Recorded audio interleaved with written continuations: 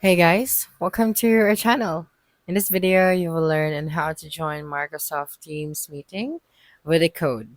So here, the first thing that you are going to do, of course, you have to ask the host or the organizer for the meeting ID and of course, the meeting passcode. Okay, then after that, you just have to open your Microsoft Teams app.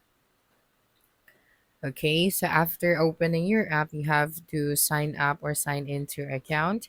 And then you have this join with a meeting ID option at the top.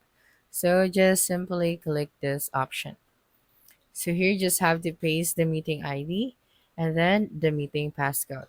So for example, we already have the meeting ID.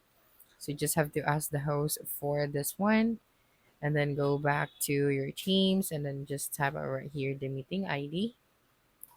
All right, and then the meeting passcode after that. So the meeting passcode looks like this. Okay, and then go back to the Microsoft Teams and then click on join meeting. Then after that, just wait for a couple of seconds and then you can change a few settings right here before joining this meeting. After that, click on join now. Okay, so you just have to wait when someone will let you in when the meeting starts. So that's it for this video. If you think this video helped you solve a concern, please subscribe, like this video, and leave your comment below. Bye.